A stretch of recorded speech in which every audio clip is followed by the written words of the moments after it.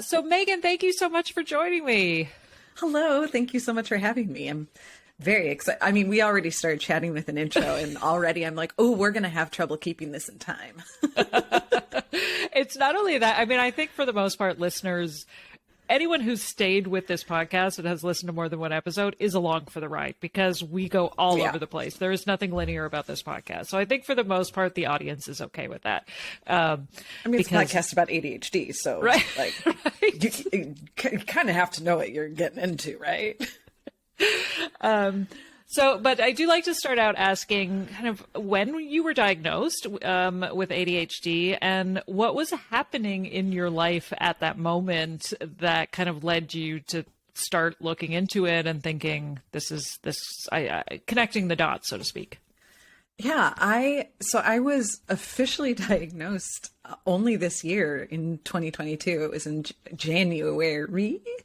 Yeah. January is when I requested with my GP, like, could we do a screening? And then I had the insurance official, because of course, like insurance in the US is its own cluster that we won't get into, and had the insurance official diagnosis in March, early April. But it was almost exactly a year ago that I was starting to put some pieces together going, okay, I don't like how close that hits. Mm-hmm. And a lot of it came down to what I had always assumed was clinical depression. The brain fog, the inability to focus, the listlessness of, I really want to do the thing. I have all of the skills to do the thing. Why can't I do the thing? And alongside all of this, back in 2020, I had started a business for folks who are neurodivergent. And at the time, my business partner had been diagnosed with ADHD a few years ago. So I had that exposure with her where I was like, well, I don't know if I have ADHD, but I definitely know I'm neurodivergent. And so it was a combination of things. Okay. I didn't realize that. Usually, I feel like myself included, usually I meet somebody who had a business, realized they were neurodivergent, and then completely pivoted. And we're like, I mean, I've already been working with these people, so I have to call all my old clients and be like, guess what? We have ADHD. Ta-da! Okay. Oh, that's really interesting. Okay. So then, but like, there's got to be some retrospect where you were like, okay, that all makes sense. Why we gravitate to each other, right? Yeah. Oh, definitely. I mean, we had she ended up having a health crisis almost immediately after we started the business. So like, I don't fault her at all, but we had a very short-lived podcast called Tangents Welcome, where we were talking about business and like running a business as a neurodivergent human, and tangents were welcome because there was absolutely no way we could try to like have a topic without going on a tangent. Mm-hmm. Yeah, interesting. Okay, so now what was your role in that business? I mean, was this brand strategy at the time, or what was the business specifically for neurodivergent clients? This business, it's called Hello CEO. That was specifically for to be a resource hub. And it still is. I say was. It still is. It still exists. It's gone through some changes since the original co-founder had to step away, so it's just me at the moment. But we looked around and we saw that business education, online business education in the heavy air quotes, online business industrial complex was so not helpful. It was so tailored to a neurotypical mind, and and beyond being tailored to an NT mind, it was so it rarely took into account different learning styles, regardless of neurodivergence. And it started with both of us just being really frustrated with, in our opinion, really lazy teaching and curriculum. And in our opinion, like the people that affects the most are folks who are neurodivergent. And so not being able to have accessibility in various forms of information, not having the information taught in different ways. So there's all this stuff that we were getting frustrated with. We were like, you know what? We could do this better. We both understand enough of the basics, not even just enough of the basics. We both run our own businesses for a number of years prior to that. And we both saw so many of the ways that we had worked around the like beginning business initial courses or communities and masterminds or memberships or whatever. We kind of collected all of the ways that we had created workarounds for ourselves and really came together with like, what if we just offered a better version that had all of these points of support, that served all these different learning styles, that could speak to different ways that different brains work and create this resource hub for folks. So that's how we dove into Hello CEO. And it was really like, as it grew, we have a membership called the Connection Collective, which is a non-framework, non-teaching membership. It is purely like, this is a support place. We have co-working. We do hot seats. Like there's a coaching aspect to it, but like truly it is so that you can come into community with folks who feel like they might be a little bit of a misfit, feel like they don't do business the right way. Again, heavy air quotes. And I do think that this is changing, especially in the last few years, especially as so many of us are working from home, entirely from home. But it really was designed, both the membership and the space of Hello CEO, to reassure folks that you're not alone and that it's perfectly fine to run an online business, to run a business on your own, to be a small business owner whose brain works a little bit differently. And frankly, there are a lot of us, because this type of lifestyle and this type of control over our work and this approach to work is incredibly appealing for brains that do not do well in a cubicle, in a 9-to-5 in corporate America. Yeah. And often we are running like 6 different businesses because we can't help ourselves. That's what I always feel like, started right? My third. I know, that's my joke. I'm like, I accidentally started a new business over the weekend. Whoops. Yeah. Dun, dun, dun, dun, dun. Okay, so now you had mentioned depression. I know that's something many of us are first, especially women, are diagnosed with depression and anxiety ahead of time, or before coming to an ADHD diagnosis. In fact, I recently heard a lecture on it was a psychologist talking about all of the thousands of ADHD patients he had met with, and like how he feels like a diagnosis of a depression and anxiety combined is almost 100% a precursor to an ADHD diagnosis, which I'm like, yeah, you think?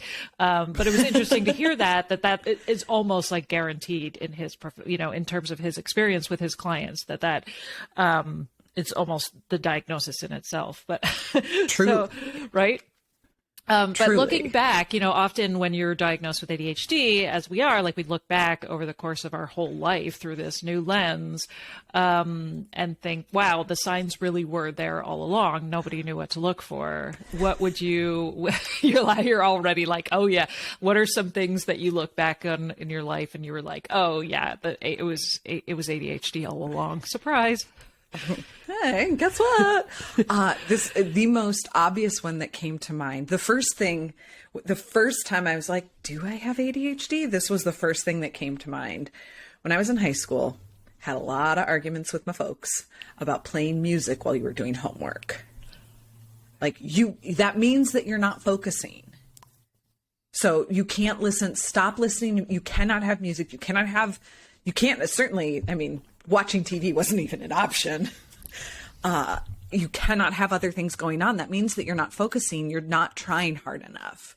And I always explain to them as like, I need to have music. Otherwise I can't focus. I need to distract half my brain so that the other half can focus. And that was always how I described it. And so the first time I thought to myself, like, do I have ADHD? That memory came screaming back of like, well, duh. You repeatedly told the adults in your life that you could not focus because your brain was doing too many things. So if you didn't have music on, it wouldn't let you do your homework. Yeah. Yeah. That right. feels pretty textbook. I feel like, that Yeah, when I was in high school, I had this like very dysfunctional studying pattern, which was I would come home and I would literally nap for 4 hours. I would nap from like 4 p.m. to 8 p.m. Then I would get up and like have dinner with my family. And then I would go to an all-night coffee shop and I would go and like drink coffee and stay in an all-night coffee shop from like midnight to 4 a.m. and do all of my homework in a coffee shop, drinking coffee and chain smoking. And then I would come home and sleep for 4 hours from 4 to 8 and then go to school. And I did that for like a year in my senior year of high school. And My goodness. right. I'm like, I look back at that now and I was like, oh my God, whatever works. But at the same time, like it just screams everything about that. It screams ADHD. But I had to work at it, all through college. I had to work in coffee shops, not libraries. Yes. And again, like if I was working in a library, I had to have music. Mm-hmm. If I didn't have something else going on, and frankly, it's still true to this day. Unless I'm in like deep hyper focus, which it does happen. Who knew? I have to have something in the background. Even like I'll put on television shows that I've seen 1,000 times. And suddenly I'm in a flow state. I'm focusing. I'm able to get shit done in a way that I can't normally. And it is astounding to me how once I accept, this is not personal journeys, but like truly once I accepted that part of myself, it was like, wow, I feel a lot better about life. Not that like, ooh, this fixed it, but like, I never took into account what a huge barrier that was. Because it was something that I was always told growing up that like having stuff on in the background means that you're just distracting yourself. Mm-hmm. You're not actually doing whatever it is that you want to be doing, be it cleaning, the dishes, cooking, homework, whatever. Mm-hmm. And in reality, I can't operate any other way. You give me silence and that is the best way for me to daydream for the next hour and a half. Right. I feel that way with my kids and their teachers. I feel like there are teachers who get doodling. And then I feel like there are teachers who don't get doodling. And, right. We're teachers who are really annoyed when you doodle because it's a sign that you are not listening. And I'm like, no, it's actually quite the opposite. Doodling anchors you to whatever it is that you need to listen to. And so it's, and I think like what you were talking about before, I think the experience of many of us was that we were told there's a right way to do things and then there's your way, which is the wrong way. And many of us as children being like, but it works for me. Intuitively, this way works for me, but now I have to not do that anymore and force myself to do this other way, which is the quote unquote right way.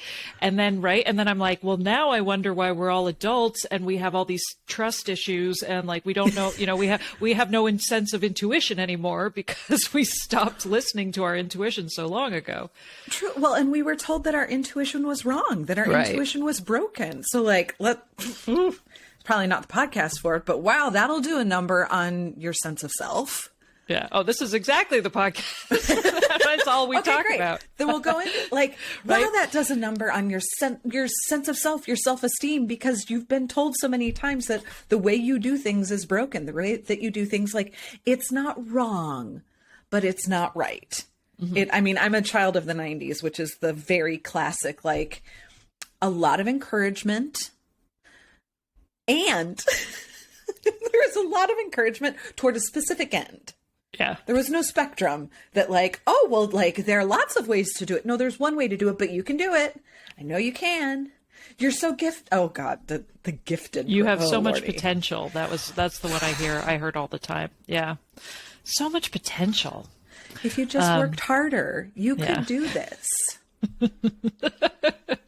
I get on this. I have what I call the spicy soapbox, and I get on this soapbox quite often, especially with folks with ADHD. The working hard is not our problem.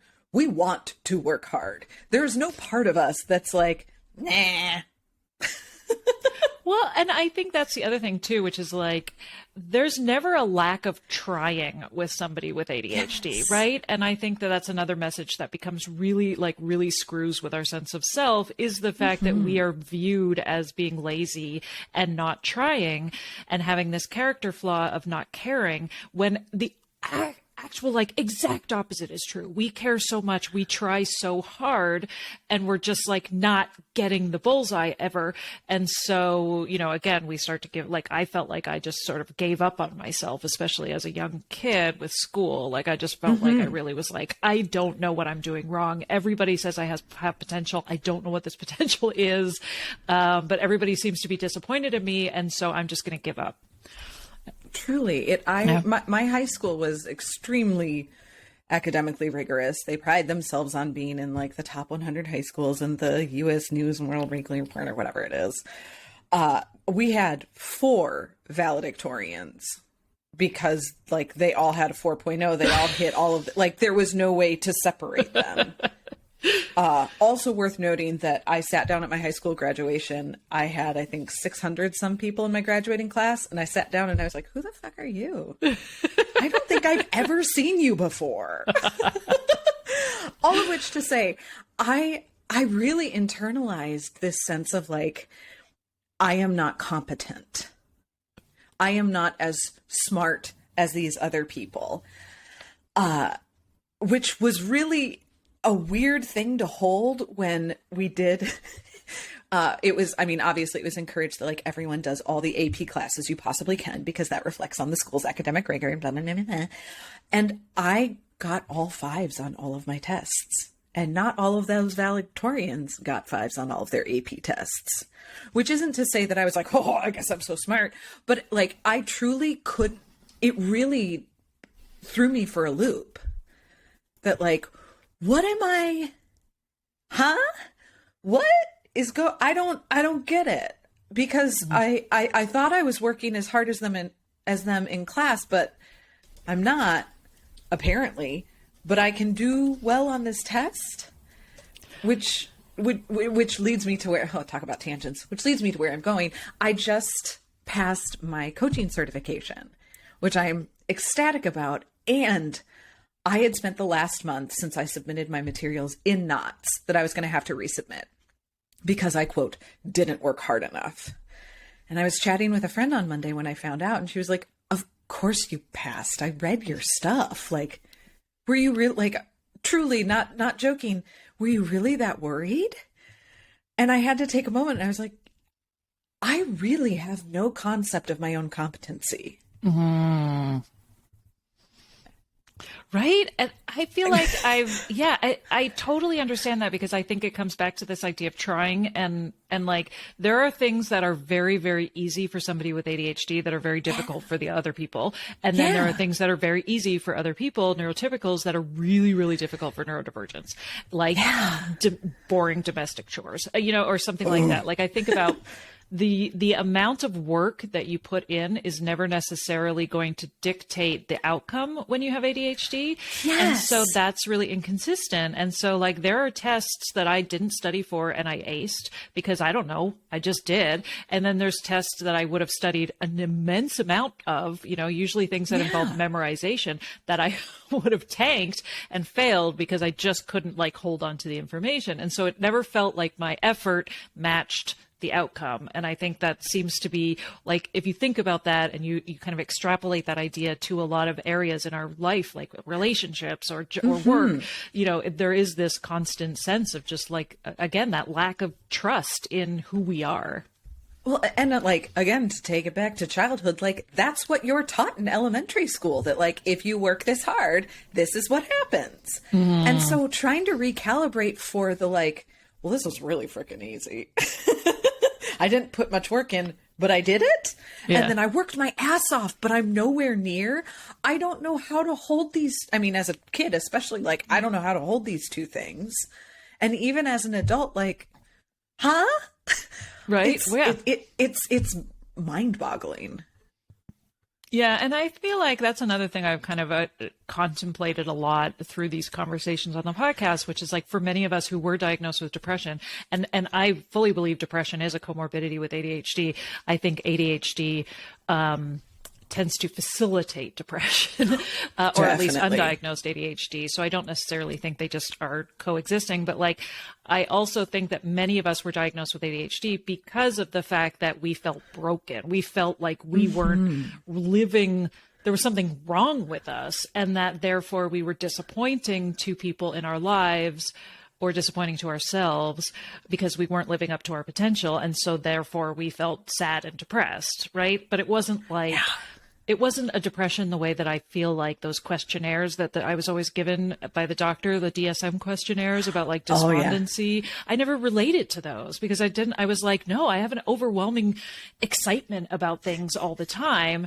So I don't have a sense of despair or, you know, like I've given up, but I always just sort of felt like anything I try, I just felt, like broken, like many of us. So it's kind of a conversation, a theme that is woven through a lot of us kind of figuring out the am I or am I not depressed question. Truly. And I mean, and depression is such as with so many mental health issues, that's not the right word, but like as with so many mental health things, it like is such a spectrum. Yeah. It's such a spectrum. The first time I learned that brain fog was a thing, I had a moment. Because up until then, and I mean talk about coinciding with ADHD, but I was like, I guess everyone is just better at life than me. Everyone must just handle things better than me. Which was the first thing that came up when chatting about an ADHD diagnosis. The first time that I really embraced like, oh, I have clinical depression. It was like, maybe I'm not terrible at life. Maybe there's a reason. And truly like it's weird to be like, I got so excited when I got a depression diagnosis, but it was true because that helped me understand that like brain fog is a thing. Yeah. Panic attacks are a thing. Not everyone has trouble breathing. Well, yeah. And I remember I heard you talking about that on the Enneagram and Coffee podcast about the importance of the diagnosis in terms of like the label, right? And I think that's another thing, a theme that kind of spoken about in this podcast, which is this idea that like when you're diagnosed with ADHD, everybody else with ADHD is like, yay, congratulations. Oh my God, that's so great. And everybody without ADHD is like, I'm sorry to hear about your disorder because they don't understand how life-changing the identity is, because suddenly you have an explanation for all of these seemingly random, struggles that you had in your life. And so it is so wonderful. It's such a positive experience to get this diagnosis, even though, we don't necessarily think of it as a pathological disorder. The diagnosis can be so important to us to get that diagnosis and not just kind of have this wishy-washy, like, I don't know, maybe aren't we all a little ADHD? I feel like it's so important to, right? It's really important to like distinguish between the kind of ADHD lightness that everybody is talking about and like OCD light and all those things that are like make light of the real not trauma, but like the real clinical side of ADHD that is really, really, where we really, really did struggle before the diagnosis and even after And I think it is okay to say the trauma of it, because truly, like when we're looking at these specifically mental health, arguably disabilities, disability is contextual. You hear about we weren't diagnosing ADHD in these numbers 100 years ago.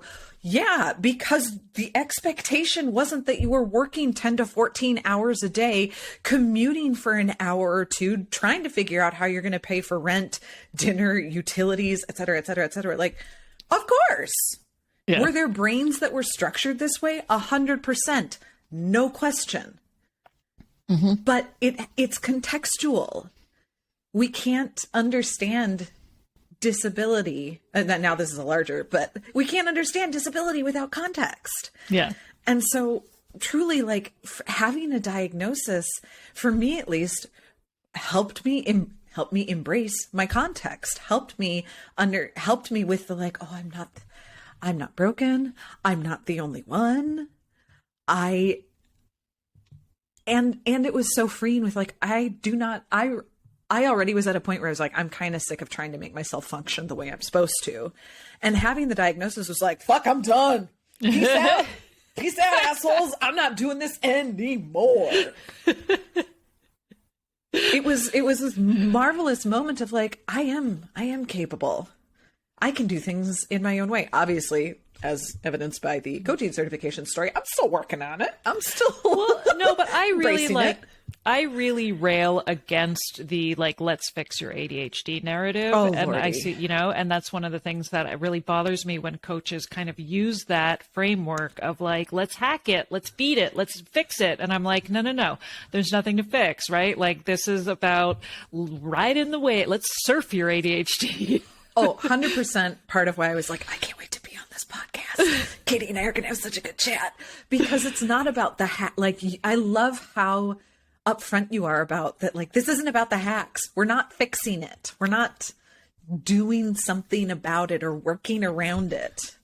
Well, and not only that, but I think it actually is kind of predatory, because I feel like it all right, now I'm totally on my soapbox, but like, I feel like it is, what's the word I'm looking for? Like, I feel like it is exploiting this feeling that we all have, that the answer, that somebody else got the manual but me, right? Yes. And so they're always feeling like the answer is going to be at the end of the next self-help book, or the answer is going to be at the next end of this course or this certification. Yes. And I feel like a lot of the time that narrative of like, we're going to fix this, exploits that belief that, we don't have what it takes, and the answer is out there somewhere. And that always really bothers me, because I'm like, you're just taking advantage of that specific vulnerability that many of us, especially with ADHD, have.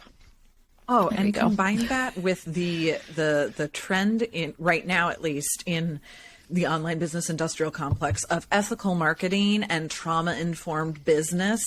And like, good Lord, it's in the metaphorical way that my great grandmother would say, y'all need to go to church. Bless her. Grew up on a dairy farm in Wisconsin.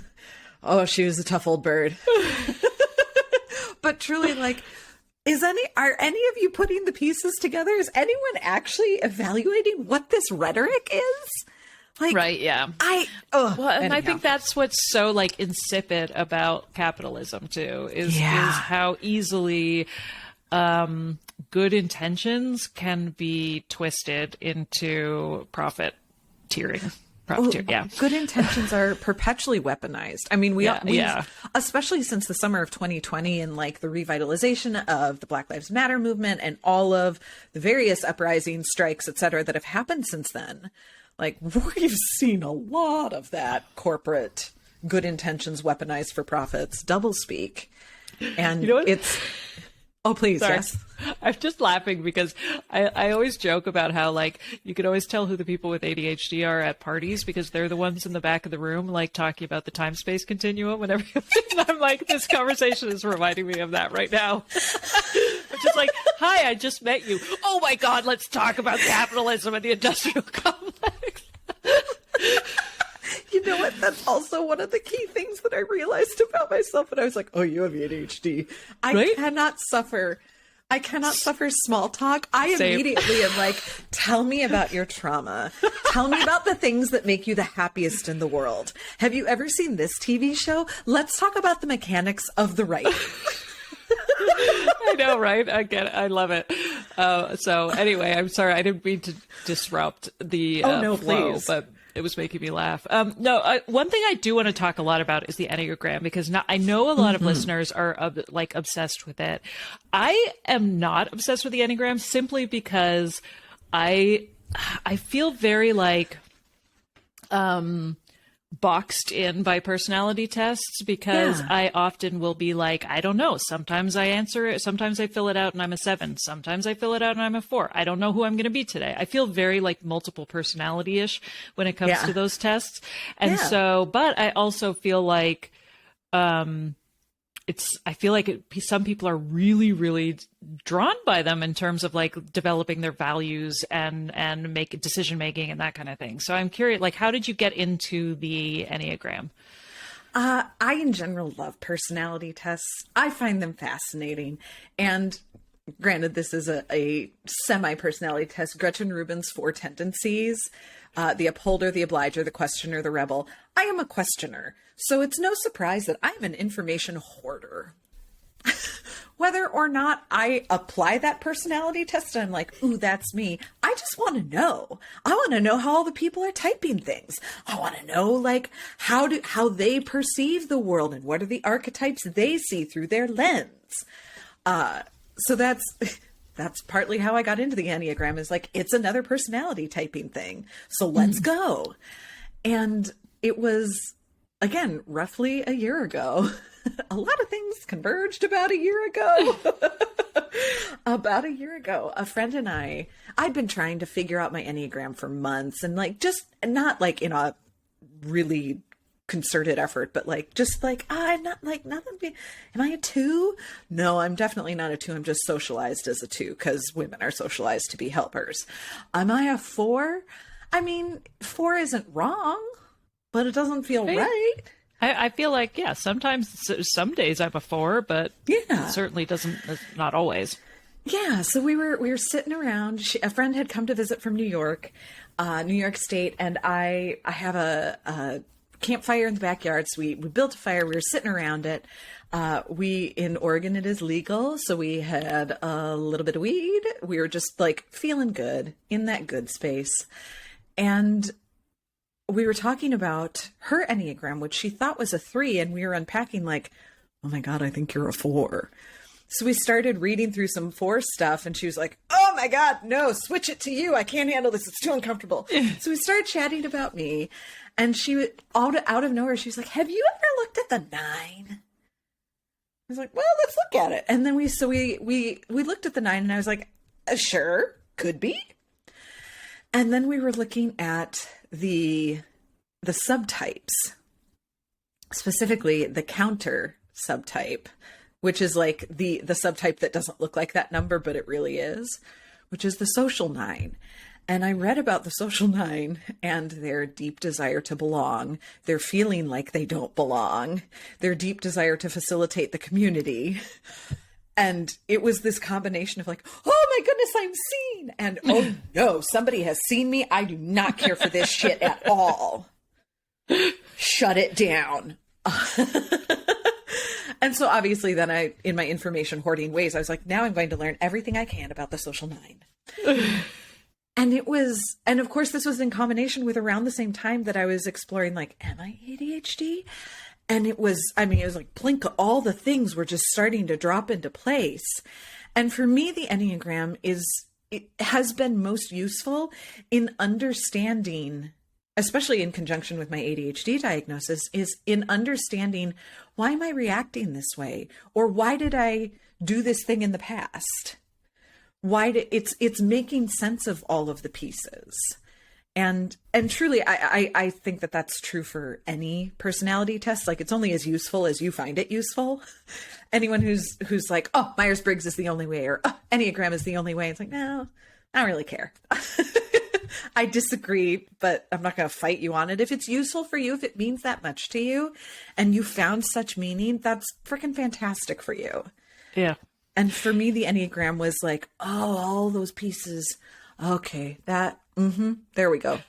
Right? I feel like sometimes I get in a logical loop with ADHD because I'm like, the ADHD had that same feeling to me, which was like, oh my God, the why, right? That's what you're saying. It's this why to who I am and why I do what I do. And having that answer and understanding it is in some ways combating the huge question marks I always had about why I was wrong or why things didn't work or who, like always going through life with this huge question mark and feeling like ADHD is an answer to so much of that in such a convenient convenient way, in almost like everything comes back to ADHD in a weird way, where I'm like, am I making this more than it is? Or the other thing I often get into, which I've talked about sometimes with previous guests, which was like, I was always searching for an answer and always finding things, like with personality tests or like with Gretchen Rubin, and HSP is highly sensitive person is basically ADHD. They just don't realize it. But but like, I feel like HSP is really just sort of a precursor to an ADHD diagnosis. Good or luck with autism. that. I mean, the person that wrote it was like,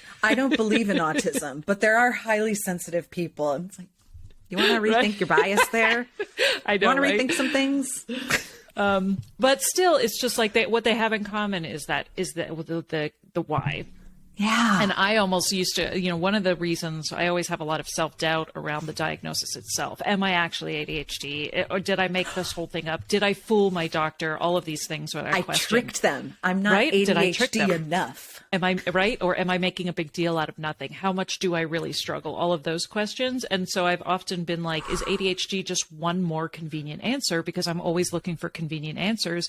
Or is ADHD the answer that I had been looking for all along and finally found? And I don't know. I still have some life left in me. So maybe there's something else out there that's going to happen. And, I'm always like, this is my like, ex-Christian side of me, because I'm like, I grew up in a very religious household, and so I'm like, I feel like that searching for the why is as the result of my like rejecting religion. And so again, I'm like, my Christian grandmother would be like, well, if you had stayed with the church, you wouldn't be seeking for that why. The why is God.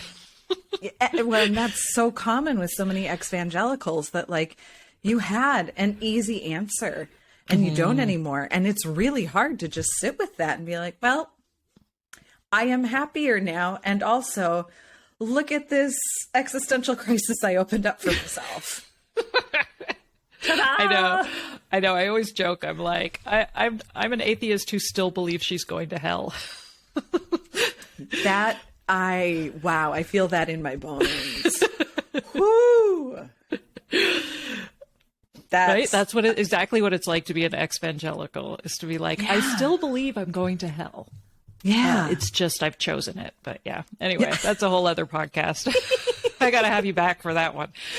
Yes. Oh boy, we'll go to town. Right? But it is, I mean, it's not a surprise that so many of us have very similar values, right? In terms of our politics, in terms of our upbringing, in terms of our religious values, our philosophies. I don't think it's a coincidence, but okay. So let's get back to the Enneagram, because I feel like, you had mentioned that it could kind of help you find clarity in life. So if we're talking about this big why, is that what it is, or do you feel like is there more that you wanted to expand on that? It's not necessarily a why for like why I exist or purpose, really. For me, it was so helpful in understanding how and why I relate to others. Because and this is classic Enneagram 9, especially classic social 9, I have never felt like I fit in. I've never, despite having consistent friend groups and friends throughout my life, it always felt like, well, it's like they're just being nice, and a myriad of other things that we tell ourselves, but like, I don't really have any friends because I don't, and it's not and this is where I was like, oh, it's not a 4, because it was never the narrative of like, no one understands me, which is very 4. But it was just it's because I don't fit in. It's not quite right. And so for me, it's the why is not the existential why, but the why is the why do I feel this way in relation to other people? How do I make sense of myself as part of the community? And understanding that through the lens of the Enneagram, through the social 9, has been so helpful for me, especially in building and running my business, because it really explained, especially in conjunction with that ADHD diagnosis, like, oh, these are the places that I thrive in. And these are the places that I've been trying to force myself into because that's what you're supposed to do. And I don't have to do that. I'm just going to let that go. It doesn't work for my brain. It doesn't work for my personality, for how I relate to people. Why am I forcing this so hard? The world is a wonderful, wide, and varied place. There are other people who can do it. So why am I putting all of this pressure on myself to do the thing? Well, on the one hand, it's because as an Enneagram 9, you want to be of service to everyone. And you want to provide for everyone and to facilitate the peace and happy coexistence of the group. And also, I don't have to take that on as my personal responsibility, which is a tough pill to swallow. And it's been part of what is helpful to me about the Enneagram. Yeah. Okay. I buy that. You've sold me. No, I get it. Because I think another thing that is a very common thread with many of us is the perfectionism and like control freak aspect of having ADHD, which sort of feels almost like antithetical to the chaotic, frazzled, always late part of ADHD. But like, I think many of us, because of the fact that we feel so out of control in our environment and we don't trust a lot of our own behaviors a lot of the time, like there is this desire to control what we can control, right? And so it's why, like eating disorders is a perfect example. Many of us have disordered eating or have struggled with eating disorders because it's a control issue. And so perfectionism is a control issue, right? Where it's like, where can I wrest control where in an otherwise chaotic existence, right? And so I think why, like, when you were talking about social relationships, like I often will, if somebody doesn't text me back, and this is also rejection sensitive dysphoria, but I think like if somebody doesn't text me back, I immediately go into that, like, what have I done to inadvertently offend that person?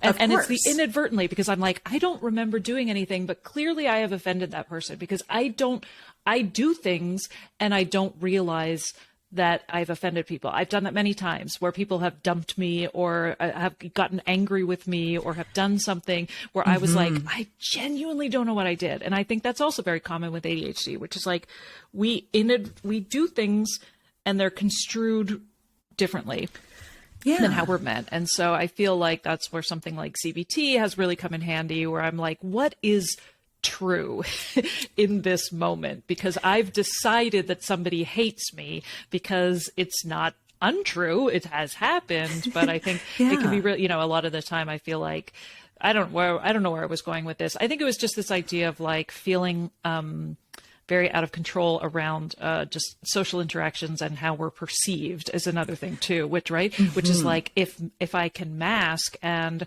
try to, control how people see me as much as possible, then I will feel less chaotic, right? All these things come together, right? It's such a control issue. Oh yeah. And I mean, I was a professional actress for a decade. When I meet people at parties, I initially am like, if it's someone I really connect with, I'm like, hey, heads up, I'm an incredible introvert. You're meeting my theater personality, because I can be gregarious, I can be charming, I can be the life of the party, and I fucking hate it. But that masking, woo, it's good. Right, exactly. And that was I think that's another one. Are you an extrovert or are you an introvert question that which is like the, are you an extrovert, are you an introvert pipeline to an ADHD diagnosis? Because I think many of us are also like, I love public speaking. I love getting up on stage. I love performing, but I'm also extremely introverted. And so I could never reconcile those two. And also like I would go to a party and never know if I was going to walk in that door and be the life of the party and have a great time, or if I was just going to like catch a vibe and be like, nope, got to go home. Like I never knew until I was in that moment. Yeah. And honestly, I've found, deep therapy times with Megan, but for me, I've found it's been years since I went to a party, a big party where I didn't know everyone. Yeah. I don't do that anymore. Yeah. I don't do that. But I would have to make a concerted effort not to mask and not to put on that persona, because it was so much easier to be alcohol. I actually, I never drank. Oh, see, that was mine. That was for me. I don't anymore, but like for many years, basically my entire teens and 20s, it was, alcohol that kind of got me to that place of intense masking and intense performative nature. Yeah. For me, it was just like, I need everyone, and again, Enneagram 9, I need everyone to like me in this party. And you know what, so that I am not ostracized from the group, so that I am not othered from the group. You know what the easiest way to make everyone like you is? To be the charming person that that I remember everyone's names and I remember the thoughtful details, except I don't. Because I can't, even though and that was the thing, is that I'd be like, I'm sorry, I know that I've met you 4 or 5 times and I don't remember your name, but I do know that you have 4 dogs and that you've worked at this specific photo business for the past 6 years and that you are incredibly talented with cyanotype. I know, right? And then I know everything about you, but I don't know your name. And then they'll be like, my name's Sally. And you'll be like, okay, oh, nope, just lost it again. Yep. Like, thank you. That's so funny. Gonna forget it again, but tell me more about your life. Right? I feel like this whole conversation has just been a checklist of like, this is basically your unofficial self-diagnosis episode for all the like weird random things. But hopefully listeners are like, oh my God, yes.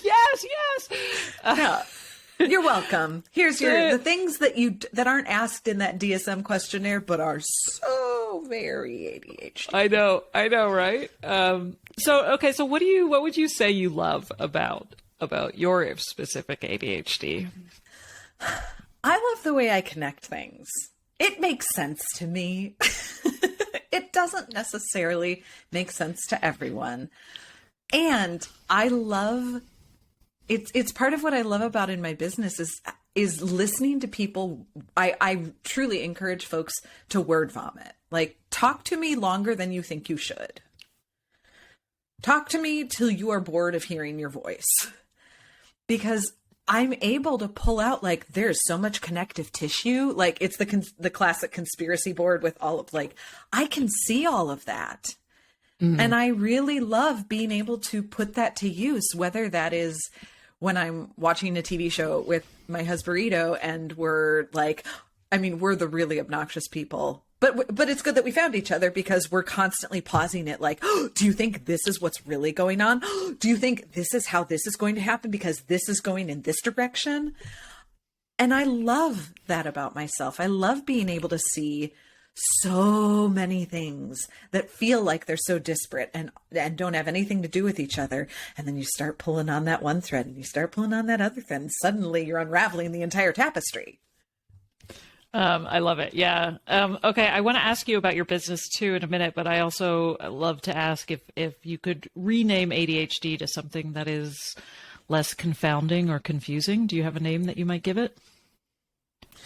Either just like straight up executive function disorder or attention excess. Okay. Like, it's not a deficit. I'm not lacking. I'm interested in everything all at once.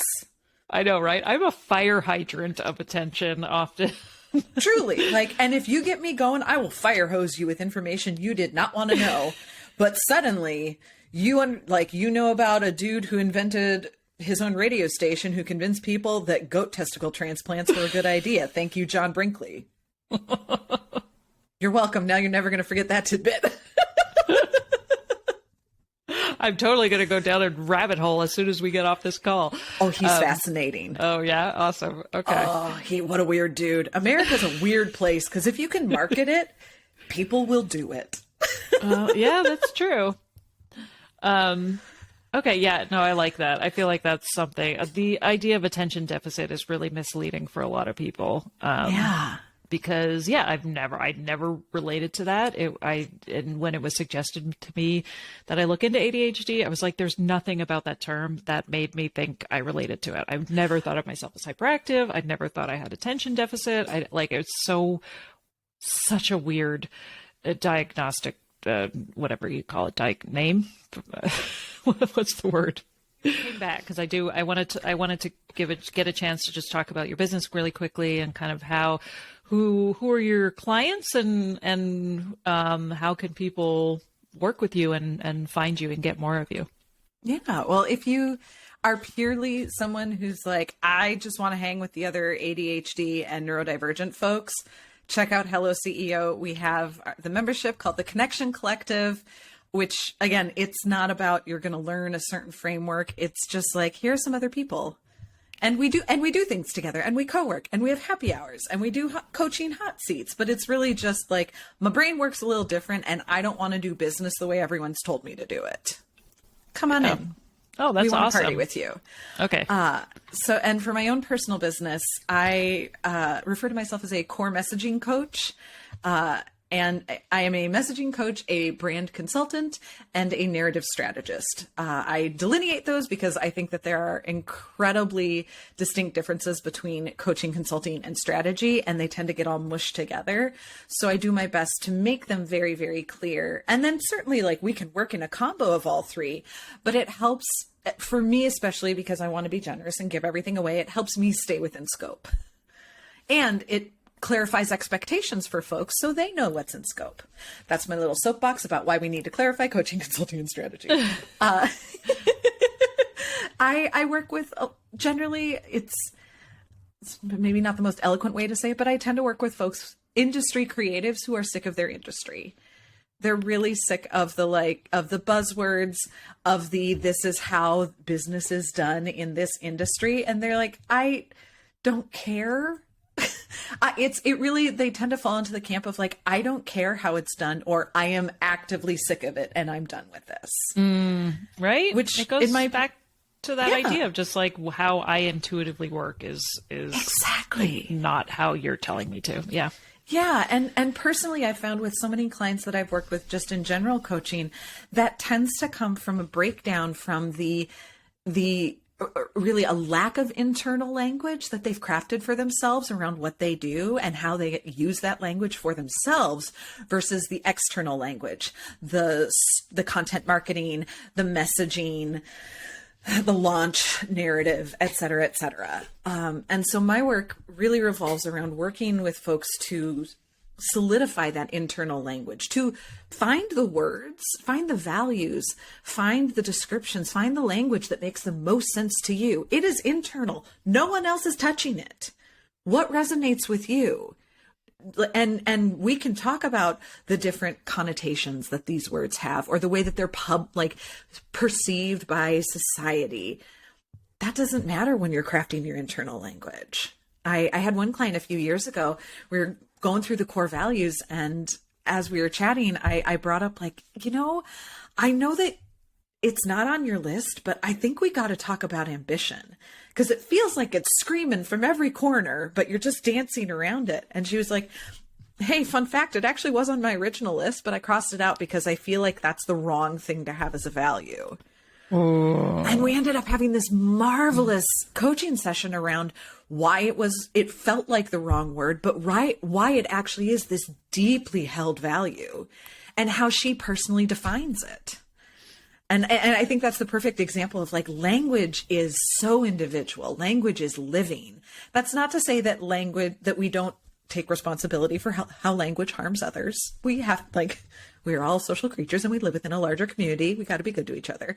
But when it comes to your business, the internal language is all yours. No one else has to understand it. No one else has to even hear it.